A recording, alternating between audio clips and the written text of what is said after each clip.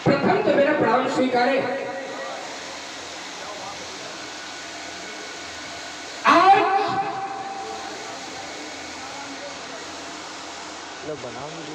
इस समाज को देखकर एक विचार मानस पटल पर हथौड़े की तरह चोट कर रहा है।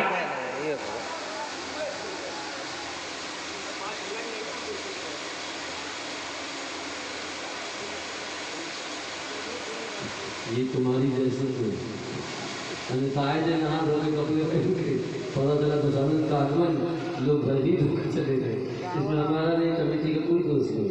एक सोच मानस पटल पर हथौड़े की तरह चोट कर रहा है। ये वो समाज है, वो समाज है पूर्ण नार, शुभक, शुच, संता, धर्मशील, ज्ञानी, गुणवंता की वो समाज है, वो समाज। और उस समाज में वेदों के विपरीत इस समाज और समाज के नायक पर प्रश्न चिन्ह खड़ा करता था। इस समाज और समाज के नायक पर प्रश्न चिन्ह खड़ा करता था।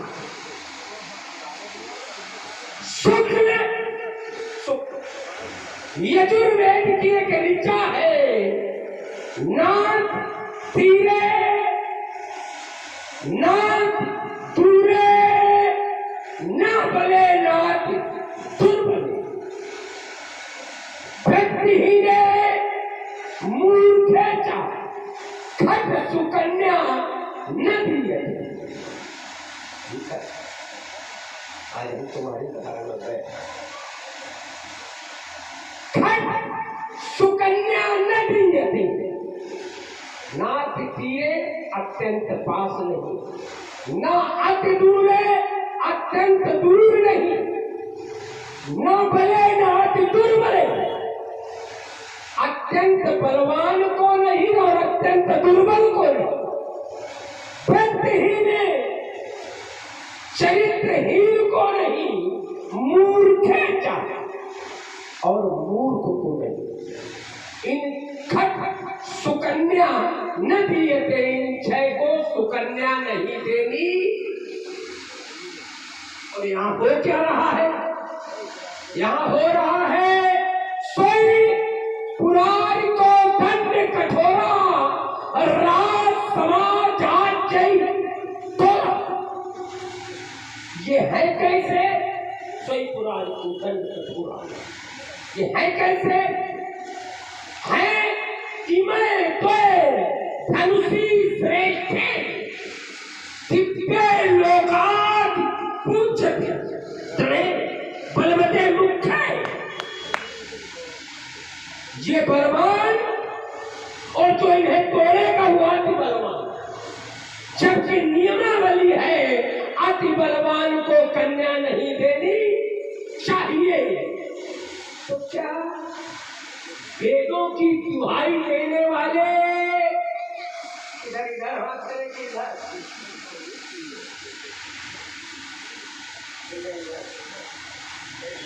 ये वेदों की दुहाई देने वाले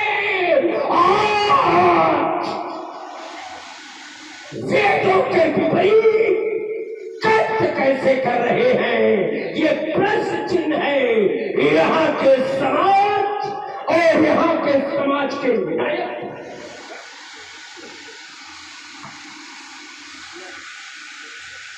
मिथिला समाज में सम्मानित दशहरा जी का शुभागमन, शुभ आगमन के उपरांत राजा जनक के द्वारा अभिवादन के बाद आश्वस्त करना, मौन। समाज में एक उद्बोधन के तदुपरांत एक और उद्बोधन, और जो अंतिम उद्बोधन है उस उद्बोधन में रावण जी ने एक आधार बनाया है। और शुक्ल यजुर्वेद की एक ऋचा को आधार बनाया, जिस ऋचा में कहा गया कि ना अति पीले, ना अति दुबे, ना अति दुर्बले, ना अति बले, ना बलहीने, और मूर्ख को सुकन्या नहीं देनी चाहिए। चलिए बढ़िया। सर्वप्रथम तो हम अपने संस्कार, अपनी संस्कृति, अपने आचार और विचार का अनुपालन करते हुए आए हुए आगंतुक का मिथिला की पावन भूमि पर स्वागत करें, सम्मान करें। स्वागत और सम्मान क्यों करें? क्योंकि आप साधारण व्यक्ति नहीं हैं। रावण नाम वीरवर भंडा, रावण नाम के प्रचंड श्रेष्ठ वीर हैं आप। और सिद्धांत मिला है शास्त्रों से कि वीर वीरेण पूजते, एक वीर को दूसरे वीर की पूजा करनी चाहिए। इसी सिद्धांत का पालन करते हुए आए हुए आगंतुक का मिथिला की पावन भूमि पर शाहले से अभिनंदन करते हैं, स्वागत करते हैं, चरणों में कोटि कोटि वंदन करते हैं। वंदन है, शुभाशीष, स्वागत है, धन्यवाद। सम्मानित शरण जी कहे, समाज में वक्तव्य देना, समाज में उपदेश देना बहुत सरल है, लेकिन उसका अनुपालन करना बहुत कठिन है। आप इतने अच्छे शुक्ल यजुर्वेद के जानकार हैं, शुक्ल यजुर्वेद के ज्ञाता हैं, तो आपने जिस समय अपने भाई कुंभकर्ण का विवाह किया था उस समय ये विचार क्यों नहीं किया? अति बल कुंभकर्ण असमता, तुम्हारा भाई कुंभकर्ण तो अति बलवान था। अब जिस समय तुमने अपने छोटे भाई कुंभकर्ण का विवाह किया तो तुमने इस पर विचार क्यों नहीं किया? क्योंकि तुम तो बहुत जानकार हो, यजुर्वेद के जानकार हो, तो उस समय विवाह करने के टाइम पर, समय पर तुमने इस पर विचार क्यों नहीं किया? दूसरी बात, दूसरा एक विचार मेरे मन में और आया श्रावण कि इस समाज में याज्ञवल्क्य जैसे ज्ञानी, अष्टावक्र जैसे ज्ञानी, शतानंद जैसे कुलगुरु, शंकर जैसे ऋषि, पूषा जैसे महर्षि, विश्वामित्र जैसे महाज्ञानी, गार्गी जैसी विदुषी महिलाएं जिस समाज में उपस्थित हैं, उस समाज से अभी तक राजा जनक के द्वारा लिए गए इस निर्णय का किसी के द्वारा विरोध क्यों नहीं किया गया? अगर ये वेदों के विपरीत शास्त्र सम्मत नहीं था, सामाजिकता से बाहर था, मानवता के अंतर्गत नहीं था, इन सब के द्वारा इसका विरोध क्यों नहीं हुआ? और विरोध करने के लिए वो व्यक्ति समाज में खड़ा हुआ है जिसका स्वयं की अपनी कोई सामाजिकता नहीं है, जिसकी अपनी स्वयं की कोई व्यवहारिकता नहीं है, जिसका स्वयं का अपना कोई चरित्र अच्छा नहीं है, जिसका अपना स्वयं का स्वभाव अच्छा नहीं है, आज वो विरोध करने के लिए खड़ा हुआ है समाज में। मैं ये नहीं जान पा रहा हूँ, अल्प विराम की संख्या करा। दो बातें हम वहीं से शुरू है जहां छोड़ा कि जिसका स्वयं का चरित्र अच्छा नहीं है वो दूसरे पर टिप्पणी न करे। ये और हमने तो सुना है कि समाज के निम्न से निम्न स्तर से भी अगर कोई टिप्पणी आती है, प्रबुद्ध लोग जरा यात्रा करें, तो नायक को अपने परिवार पर निर्णय लेना पड़ा। ये कैसी स्थिति नहीं है? प्रबुद्ध लोग यात्रा कर लिए और हम केवल प्रबुद्धों के लिए ही ये सब कुछ करते हैं। प्रबुद्ध लोग यात्रा कर लिए तो टिप्पणी चाहे कमजोर की हो, छोटे की हो, वृत्तिहीन की हो, टिप्पणी अगर शास्त्रोक्ति है, बात ये है शास्त्र सम्मत है, नीतिगत है, व्यवहारिक है, सामाजिक है, तो वो टिप्पणी मान्य।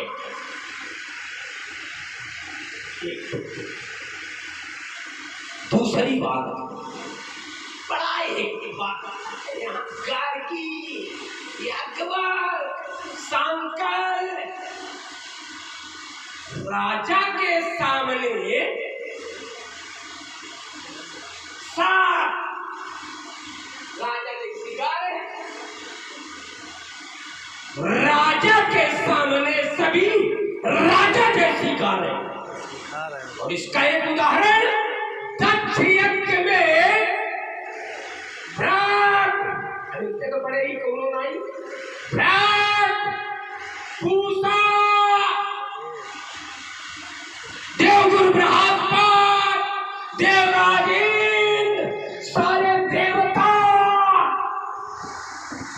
वो स्वयं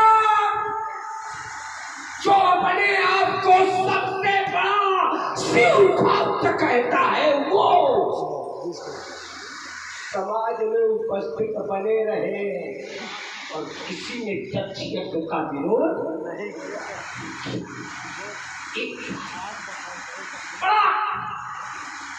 एक सीधे आरोप हमारे ऊपर भी बढ़ा गया, बढ़िया ढूंढ के लाए कुंभकर्ण, और वो भी तो अति बलवान था। उसका पाणी ग्रहण संस्कार कहा। तुम तो बड़े शुक्ल क्या कह रहे थे, शुक्ल यजुर्वेद के ज्ञाता हो। रावण तो तमाम ऐसे कृत्य किए हैं रावण ने, क्या वो मिथिला के लोग करेंगे?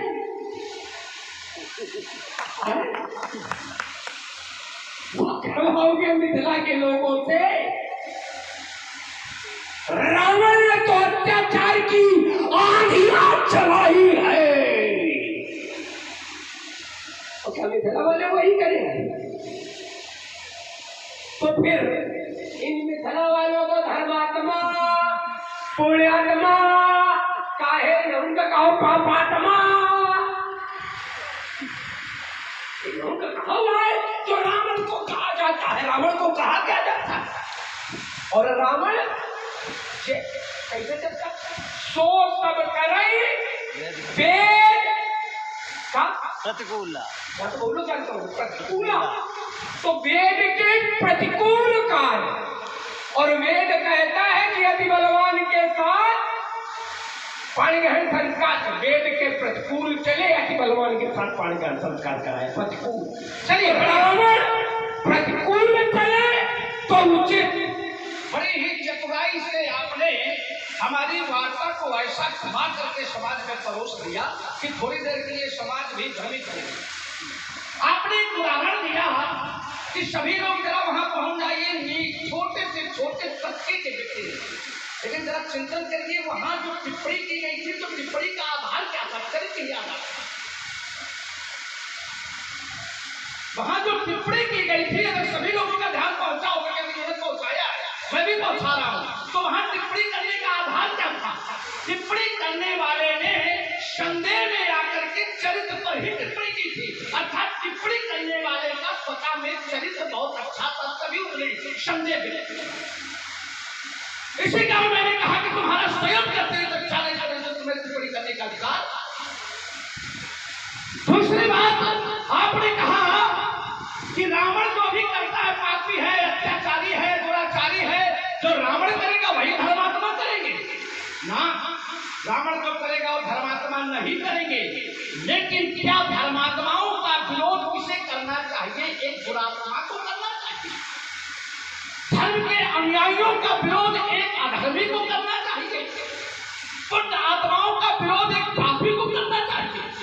हमने इसी वजह से कहा था कि यहाँ याज्ञवल्क्य जैसे लोग बैठे हैं, शतानंद जैसे कुल गुरु हैं, अष्टावक्र जैसे ज्ञानी हैं, विश्वामित्र जैसे महाज्ञानी, इनके द्वारा कोई टिप्पणी नहीं है, आप टिप्पणी कर रहे हैं। यही तो हमारा प्रश्न था कि आपको टिप्पणी करने का अधिकार कैसे मिलेगा? ये तो सामाजिकता नहीं कहती है भाई। एक ज्ञानी व्यक्ति ज्ञानी पर टिप्पणी करे, ये सामाजिकता? क्या ये व्यवहारिकता?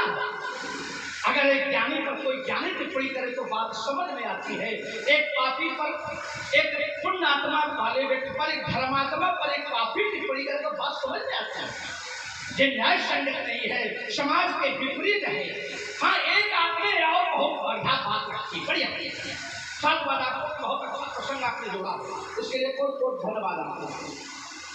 आपने कहा कि दक्ष की सभा में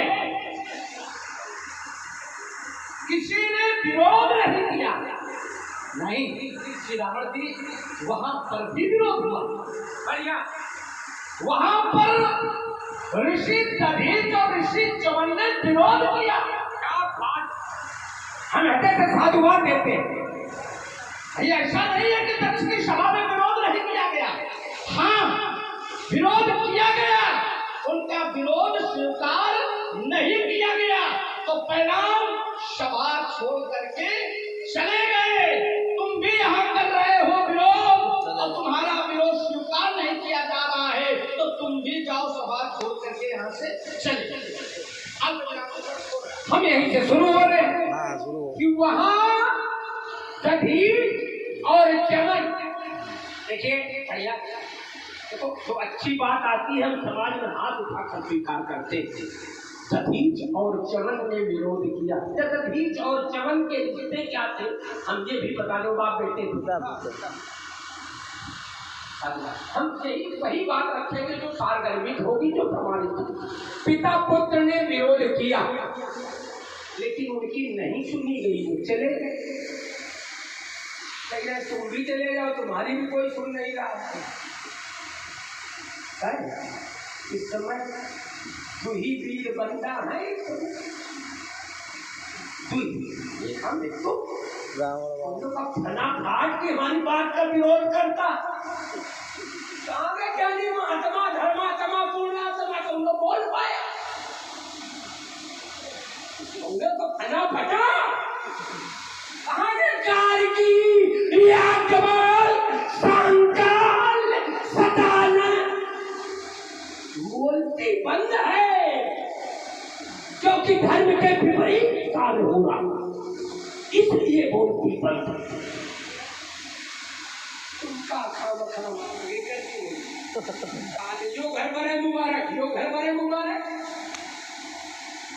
एक बात तुम कह रहे तुम भी चले जाओ, वो अच्छा दधीच और च्यवन उन्होंने विरोध किया, उनका विरोध नहीं सुना गया, वो चले गए। रावण सक्षम है, विरोध मेरा सुना नहीं जाएगा तो चढ़ जाऊंगा छाती पी जाऊंगा उसका का विरोध, और कोई सुनेगा नहीं, कोई मानेगा नहीं।